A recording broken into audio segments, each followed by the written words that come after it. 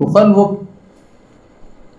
شرعی اعتبار سے اس کو کہتے ہیں کہ جن چیزوں کے اوپر اللہ تعالیٰ کی ذات نے مال کو خرچ کرنا واجب قرار دیا ہے، بندہ ان جگہوں پر ان چیز کے اوپر مال کو خرچ نہ کر رہا ہو، اس کو کیا کہتے ہیں؟ بخل کہتے ہیں، ٹھیک ہے نا، بخل کہتے ہیں۔ اچھا اب سن لو غور سے کہ اگر ایک شخص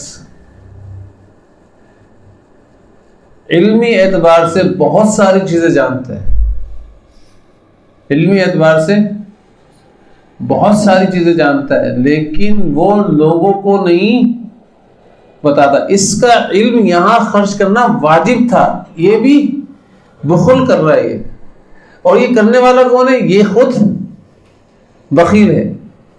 بات سمجھ میں آ رہی ہے؟ یہ بخل کر رہا ہے اور کرنے والا کیا ہے؟ بخیل ہے۔ تو بھائی آپ نے تو اس جگہ پر اس علم کے مال کو خرچ کرنا تھا، سمجھانا تھا کہ بھائی قرآن شریف کی تلاوت اس طریقے سے نہیں، اس طریقے سے کرتے ہیں۔ اگر آپ کو آتی ہے، نہیں آتی تو آپ بھی سیکھو نا، ٹھیک ہے؟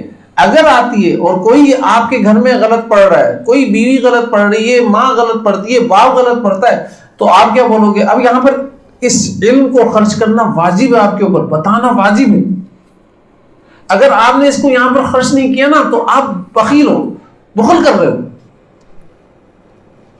یہ بخل ہے۔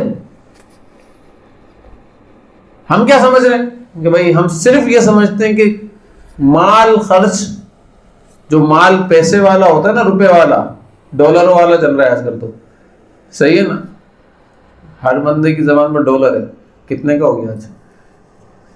بندہ یہی سوچ رہا ہوتا ہے بھائی کتنا بڑا، 8 روپے بڑھ گیا، 2 روپے بڑھ گیا، ارے یار یہ 300 روپے تک جائے گا، پھر 300 سے آگے گنتی نہیں ہوتی کیا ہے؟ ختم ہو جاتی ہے 300 سے آگے گنتی، بھائی ہو سکتا ہے 400 تک بھی چلا جائے، پھر 400 سے آگے بھی گنتی نہیں ہے کیا ہے؟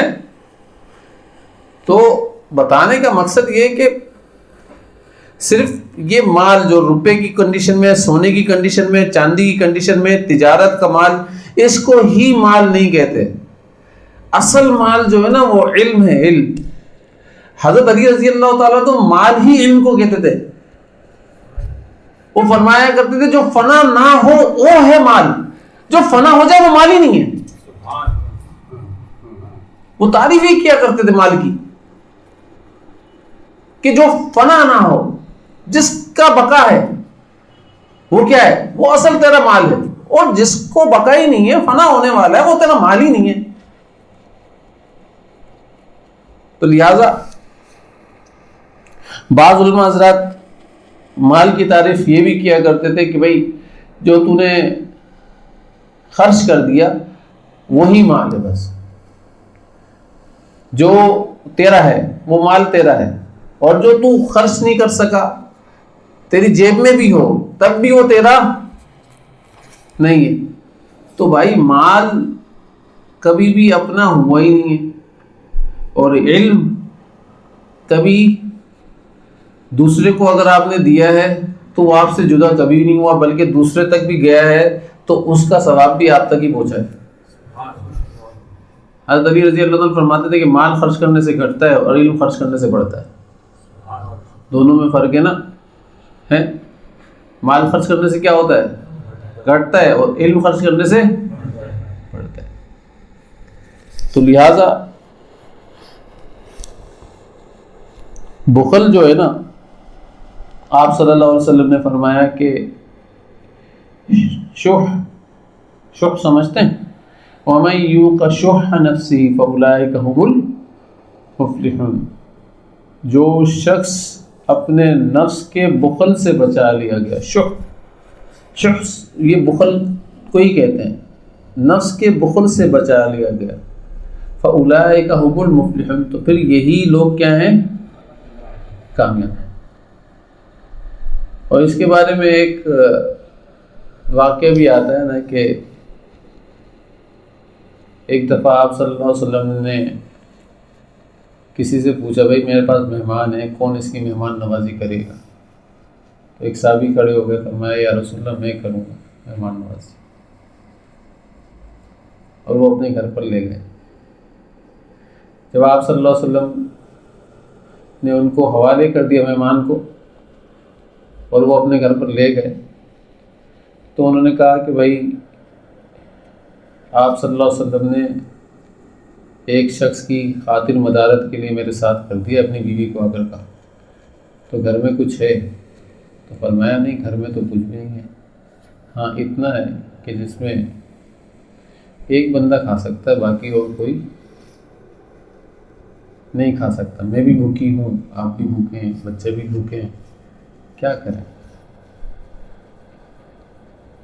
تو فرمایا بچوں کو تو سلا دو، میں اور تو بھوکے ہی رہ لیں گے، مہمان کا پیٹ بھرنا چاہیے کیونکہ یہ بھیجا ہوا اللہ کے نبی کا ہے۔ جو چیز اللہ کے نبی کی بھیجی بھی ہو تو بس اللہ جانے اور اس کا رسول جانے، میرا اور آپ کا کام نہیں ہے بولنے کا۔ تو فرمایا صورت کیا بنائیں، کیسے کھائیں، کیسے کھلا دیں؟ مہمان بھی گوارا نہیں کرے گا کہ بھئی یہ میرے ساتھ بیٹھے ہوئے اور کھا رہے نہیں ہیں اور میں کھا رہا ہوں۔ تو اب دیکھو کھلانے کا اتنا شوق ہوتا تھا، جوش ہوتا تھا، اب کھلانے کا شوق اور جوش۔ یار صورت یہ بناؤ کہ چراغ ہے نا، اس کو اینڈ ٹائم پر کھانا لگاتے ہی بند کر دو، اور پتہ ہی نہ چلے کہ ہم بھی کھا رہے ہیں، اس میں ہم نہیں کھا رہے۔ ایسا ہی کیا اور کھانا شروع کر دیا۔ تو یہ ہاتھ ڈال رہے تھے اس کے اندر، روٹی کے اندر بھی لگا رہے تھے تاکہ اس کو پتہ چلے ہاں ان کے ہاتھ بھی میرے ہاتھ سے ٹکرا رہے ہیں اور یہ بھی کھا رہے ہیں، لیکن کھا رہے نہیں تھے۔ دیکھو کیا ایکٹنگ ہو رہی ہے، اصل ایکٹنگ یہ ہے کس کے لیے ہو رہی ہے؟ اللہ کے لیے، اللہ تیرے لیے کر رہے۔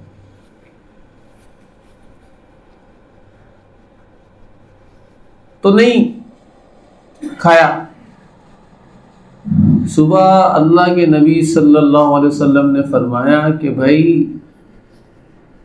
وہ کھڑا ہو جائے جس کو کل رات کو میں نے مہمان نوازی کرنے کے لیے بھیجا تھا کسی، تو وہ گھبرا گئے کہ شاید ہو سکتا ہے میری مہمان نوازی صحیح نہیں ہوئی ہے، اب میرے ساتھ کوئی مسئلہ ہو۔ تو کھڑے ہوئے، فرمایا کہ اللہ تعالیٰ کی ذات کو تیری مہمان نوازی پسند آئی ہے، اور اس کے لیے اللہ نے قرآن میں آیت اتار دی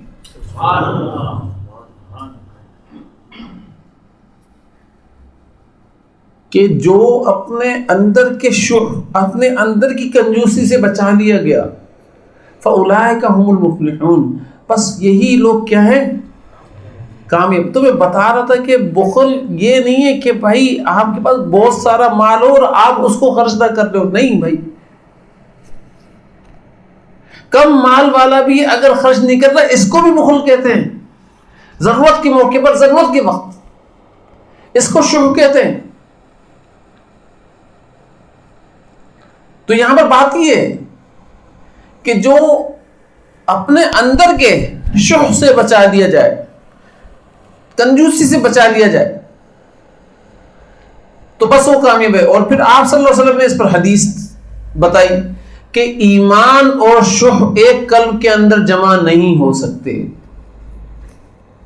جس کے قلب کے اندر شح ہے اس کے قلب کے اندر ایمان نہیں ہے، اور جس کے قلب کے اندر ایمان ہے اس کے اندر شح نہیں ہو سکتا۔ یہ آپ صلی اللہ علیہ وسلم فرمائے۔ تو آپ بتاؤ نا، ہم محاسبہ کر رہے ہیں تھوڑی سی دیر کے لیے کہ ہم اس نہج پر جا کر اپنے بھائی کا اکرام کرتے ہیں، یا ہم سوچ رہے ہوتے کوئی بھائی آ جاتا ہے، یار اپنے گھر پر نہیں بیٹھتے، یار ان کو پتہ بھی ہے حالت کیسے چل رہے ہیں، ان حالات کے اندر ان کو آنا نہیں چاہیے، ہم تو کیسے گزارا کر رہے ہیں اللہ تو بھی جانتا ہے۔ ان حالت کے اندر یہ لوگ آ گئے، پریشان کر دیا انہوں نے آ کر. اب کیا کھلائیں, کیا پلائیں؟ دیکھو اسلام کے اندر تکلفات نہیں تھے. آنے والا بھی کیا کرتا ہے, یار دال کھلا کر بھیج دیا.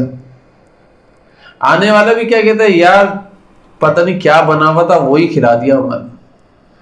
او بھائی تو یہ تکلف کیوں کر رہا ہے؟ تو اگر گیا تھا تیرے کو یہ تکلف کرنا ہی تھا, جو گھر میں موجود ہے نا وہی کھلاؤ. آنے والے کے لیے آپ الگ سے لوازمت کرنے کی ضرورت نہیں ہے. یہ تکلف شریعت کے اندر تھے ہی نہیں. اپنے اوپر بوجھ ڈالنے والے تکلف تھے ہی نہیں.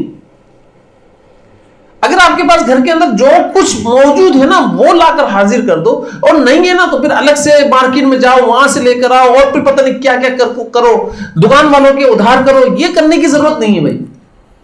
جو گھر میں موجود ہے وہ حاضر کر دو, چاہے کم ہے چاہے زیادہ ہے, بس اللہ تعالیٰ خود پیٹ بھریں گے. لیکن اس وقت یہ باؤلی باتیں جو ہم کرتے ہیں, دل کے اندر سوچتے ہیں یار ہم کہاں سے لائیں, کدھر سے لائیں, یار یہ مہمان, ہماری سیلری اتنی ہے, ہمارا یہ معاملہ اتنا ہے, کیا کریں ہم لوگ. یہ ساری چیزیں اللہ تعالیٰ کی ذات کو ناراض کرنے والی. بندہ اللہ کو ناراض کر رہا ہے اور کچھ نہیں کر رہا. اس لیے بھائی دعا کیا کرو اللہ تعالیٰ کی ذات سے کہ اللہ تعالیٰ ہم لوگوں کو نا اپنے نفس کے شح سے بچائے. صحیح بتا رہا ہوں میں آپ کو. اچھا, شح جو ہوتا ہے وہ یا بخل جو ہوتا ہے وہ کن کن چیزوں کے اندر کیسے کیسے کر سکتا ہے بندہ, ٹھیک ہے نا, اس کو سمجھنے کی ضرورت ہے. ہم تو یہ سمجھتے ہیں نا کہ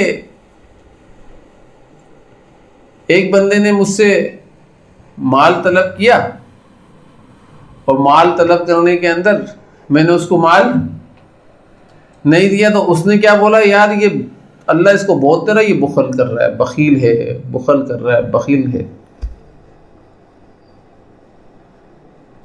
تو بھائی دیکھو یہاں اس آیت کے اندر جو بخل مراد ہے وہ مراد کیا ہے کہ زکوٰۃ اس کے اوپر فرض تھی, واجب تھی, اس نے وہ زکوٰۃ ادا نہیں کی تو اب یہ بخیل ہے. ویسے اگر کسی مسلمان کے اوپر خرچ کرنا ہے, کر رہا ہے نا, تو یہ مستحب عمل ہے. اگر نہیں کرتا تو اس کو بخیل نہیں کہہ سکتے. میں اس آیت کا مفہوم بتا رہا ہوں, اس کو بخیل نہیں کہہ سکتے ہو, کیونکہ اس آیت کے اندر بخل کی تعریف جو کی جا رہی ہے وہ بخل کی تعریف ہی یہ کی جا رہی ہے کہ بھائی کسی کے اوپر زکوٰۃ فرض تھی, زکوٰۃ واجب تھی, یا منت کی کے صدقات واجب تھے, یا صدقہ فطر واجب تھا, اور قربانی واجب تھی, یہ ساری چیزیں واجبات تھیں, لیکن اس نے یہ ساری چیزیں ادا نہیں کی. تو اب سَيُطَوَّقُونَ مَا بَخِلُوا بِهِ يَوْمَ الْقِيَامَةِ, اللہ تعالیٰ کی ذات پھر فرما رہے ہیں اس بات کے اوپر کہ یہ ساری چیزیں اس کے اوپر واجب ہونے کے بعد نہیں کی نا, تو پھر عنقریب جو مال اس کے پاس موجود تھا سَيُطَوَّقُونَ مَا بَخِلُوا بِهِ يَوْمَ الْقِيَامَةِ, اللہ تعالیٰ قیامت والے دن توق بنائیں گے اور اس کے گلے کے اندر ڈال دیں گے وہ سارا مال. اور ایک ایک پائے کے اندر نا ساتوں زمین اور ساتوں آسمان کے برابر وزن ہوگا. ایسا توق نہیں ہوگا کہ بس گلے میں ڈالا اس مال کا, ایسا نہیں.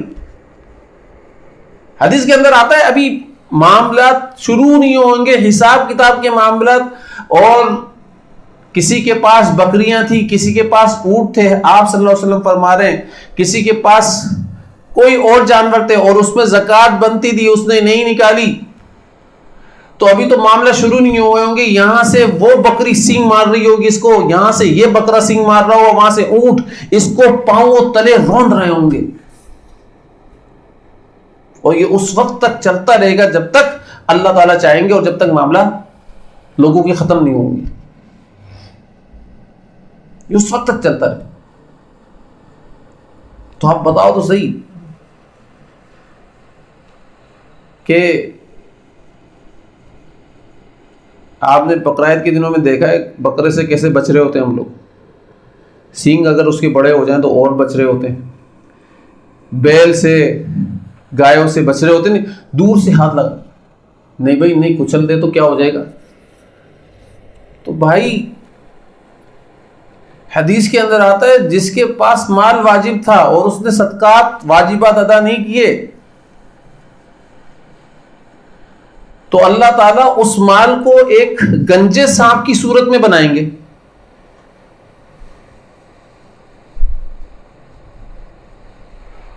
اور اس کے اوپر اللہ تعالیٰ اس سانپ کو مسلط کر دیں گے